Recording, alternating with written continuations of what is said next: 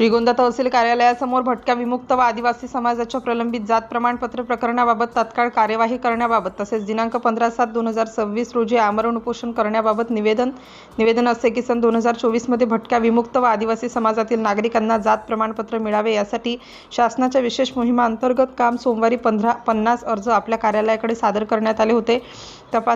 तथापि सादर प्रकरण अद्याप प्रलंबित असून संबंधित लाभार्थ्यांना जात प्रमाणपत्र प्राप्त झालेले नाही। याबाबत आमच्या संघटनेतर्फे तसेच संबंधित नागरिकांनी वेळोवेळी आपल्या कार्यालयाकडे पाठपुरावा केला आहे, मात्र अद्यापपर्यंत कोणतीही ठोस व समाधानकारक कार्यवाही झालेली नाही। परिणामी विद्यार्थ्यांना शैक्षणिक प्रवेश, शिष्यवृत्ती, वसतिगृह सुविधा तसेच इतर शासकीय सवलती व योजनेचा लाभ घेण्यास अडचण निर्माण होत आहे। तसेच इतर पात्र नागरिकांना विविध शासकीय योजनांपासून वंचित राहावे लागत आहे। त्यामुळे लोक अधिकार आंदोलन संघटना यांचे वतीने उपस्थित लता शिंदे, पल्लवी शेलार, सारिका गोंडे, राजश्री लष्करी, राजेंद्र शेलार, पूजा मोहोडकर, सुरेश जाधव, कल्याण ढवळे, सचिन शिंदे, विकास वाल्लेकर, अनिल पोटे तसेच शाळकरी विद्यार्थ्यांना व नागरिकांना सोबत घेऊन दिनांक 15/7/2026 रोजी तहसील कार्यालय श्रीगोंदा येथे उपोषण करण्यात आले। सिटी इंडिया न्यूजसाठी प्रतिनिधी गणेश शिंदे, पेडगाव। श्रावण विकास वायकर आहे। शाळेचे नाव इंदिरा गांधी विद्या निकेतन, तालुका श्रीगोंदा, जिल्हा अहिल्यानगर, राहणार ढोकराई, जोशी वस्ती। 2 वर्ष झाले दाखला भेटत नाही। त्याच्यासाठी आम्हाला शाळेला प्रॉब्लेम येतो, शाळेत बसू देत नाही, स्कॉलरशिप मिळत नाही।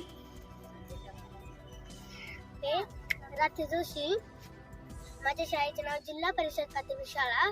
2 वर्ष झाले आम्हाला दाखला भेटत नाही, आम्हाला शाळेतून काढून टाकतात का म्हणून जातीचा दाखला भेटत नाही। सर लोकांना म्हणतात जातीचा दाखला नाही ना आणला तर आमच्या शाळेत येऊ नका। आणि स्कॉलरशिप बी बंद झाली, बसू देत नाही, आम्हाला शाळेत घेत नाही। आणि शाळेत घेतलं नाही, शाळेत गेलो ना तर म्हणतात दप्तर उचलून घरी जा। आम्ही कशी शाळा शिकायची, आम्हाला शिकू बी देत नाही सर लोक। आणि घरचे म्हणतात त्यांना उद्या जाऊ ना, 2-3 दिवसांनी जाऊ आणि 2-3 दिवसांनी काढून आणू। तर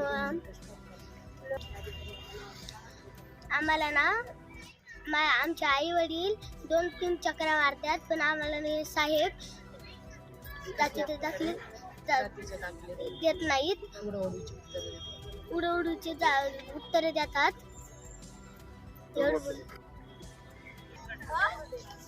नमस्कार, मी लता शिंदे आणि लोक अधिकारी आंदोलनाच्या संघटनेच्या वतीने आज आमरण उपोषण आम्ही तहसील कार्यालय श्रीगोंदा इथे ठेवलेले आहेत। आणि इथे तमाम भटकेमुक्त समाजातील मुलं आहेत। या मुलांचे जातीचे दाखले प्रलंबित आहे आणि शिवाय ते दाखले 2 वर्षापासून तहसील कार्यालयाला तसेच पडून आहेत, तर त्याच्यावरती काही कारवाई झालेली नाही आहे।